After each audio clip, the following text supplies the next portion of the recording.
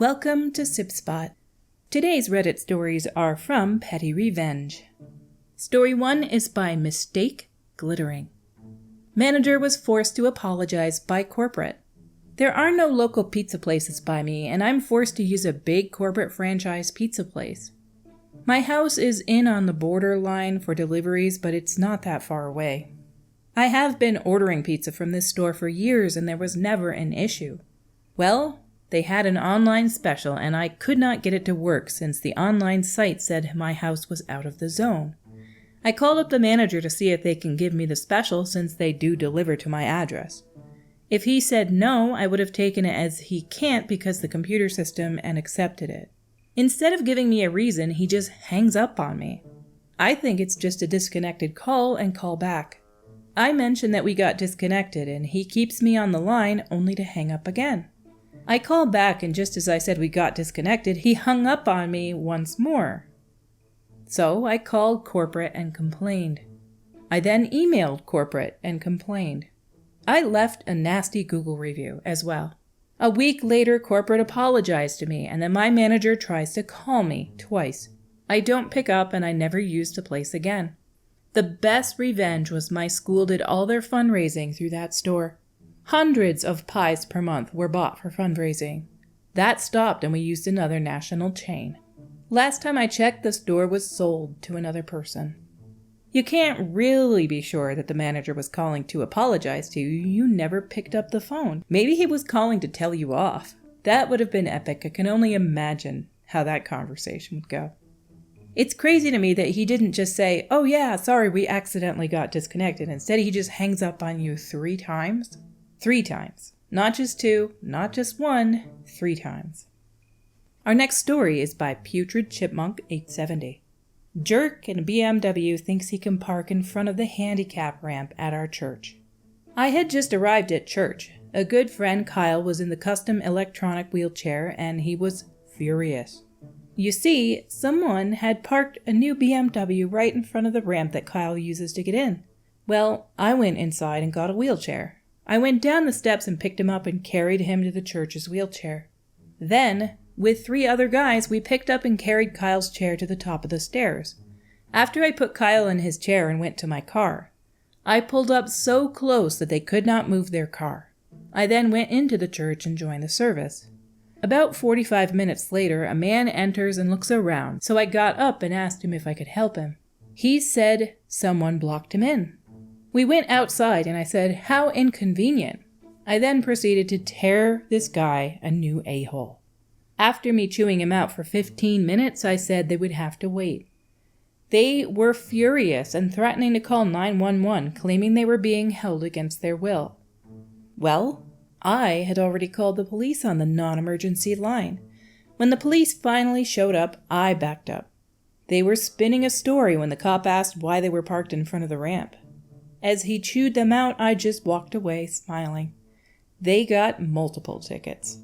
I don't know if all these BMW stories are true, but they are plentiful on all the various subreddits. On Entitled People, on PettyRevenge, on Am I the A-hole, it's always a BMW driver. Or a pickup truck driver, but BMW is the most plentiful one. Our next story is by Bethany G12123. Not such a bubble bath after all. I had an aunt growing up who was not a very nice person. She was very loud. Large, cranky meth head who was in and out of jail and rehab every year, leaving my widowed single mom and us kids to clean up her mess constantly. When I say mess, I don't know if anyone has seen the conditions of these drug houses after a bunch of them have been living in one, but you can't even see the floor, and one time we had to throw out 20 bottles of pee from a living room. That said, one time she was released from jail and staying with us. I was probably 10. She loved to tie up our one and only bathroom in our apartment to take super long bubble baths, always falling asleep in them. This was the 90s and bath beads were very, very popular at the time. Somehow I had acquired some pastel-colored and very shiny paintballs. Lol. And being a good niece, of course, I offered to share my bath beads with her. Lol, I can still hear the yelling and screaming. will always be one of my happy thoughts. From what I remember, the paint washed off the bathtub no problem, but she was colorful for a couple days. Lol. Bath beads and paintballs are about the same size, but I had no idea until, supposedly, now, that you could put one in hot water like a bathtub and the casing would disintegrate and the paint would come out. It's not something I've ever thought of trying. It's not something I'm probably ever going to try. If any of you have ever put paintballs in water before, does this actually work and is there truth to this story? The only experience I've ever had with paintballs is getting whacked by one once. Wearing padded gear, so it really felt like nothing, but I've only ever been on the receiving end of a paintball maybe once in my life. Our next story is by ENT Puncrack Energy. Ruined a group interview for a door-to-door sales company. I have a vendetta against door-to-door sales companies because they're usually unethical, disingenuous, and downright exploitative.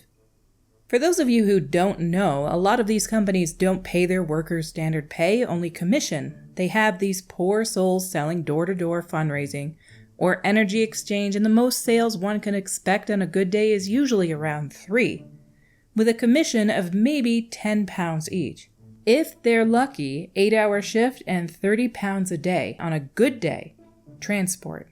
Nowhere near a livable wage. Why would you want to work for that little money, you may ask? Well, they start off selling naive people who are just trying to get their foot in the corporate door a bunch of hopes and dreams to exploit free labor out of them. They'll tell them they are teaching them marketing and sales techniques when, in reality, none of their techniques hold water outside of door-to-door sales. Their techniques are just sleazy Wolf of Wall Street marketing tactics they robbed out of Walking with Tigers. They don't know anything about CRM, account managing, or SEO. They'll say they're looking to train up managers and you can be promoted within 6 months.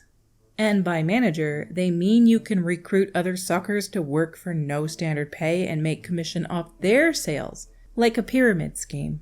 They'll use BS business terminology to make themselves sound more legitimate than they really are, like direct sales, and they'll call themselves ISAs and wear suits. They'll start the day off with corny sales exercises and speeches from someone at the top of the labor-extorting pyramid who thinks he's God's gift and, quote, "One day, you can be as successful as me." Anyone who's worked in a real sales and marketing job knows this is not sales and marketing. They'll, quote, hire, quote, every applicant they get, qualifications regardless because it's not a real sales job, on a 0-hour contract. So you have no workers' rights. But they'll lie to you and tell you it's so you can have more freedom. So I was invited to one of the webinars. I have no idea how they got my CV, but I took one look at their crappy little website and I knew exactly who they were.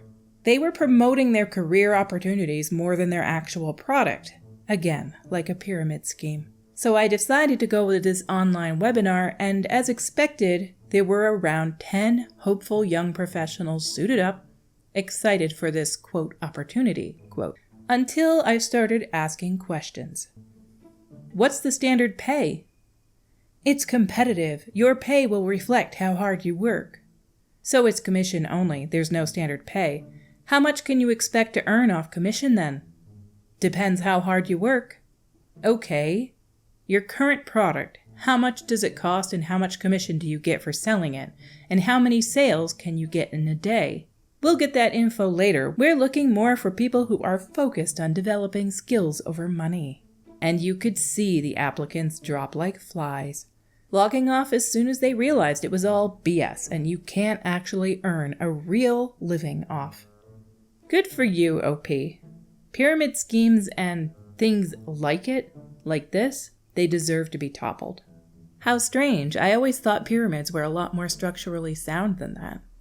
Our stories for today have come to a close. If you enjoy this content, please click like or subscribe or the little notification bell because that will give you alerts when new videos drop. Until we meet again, have a cozy day.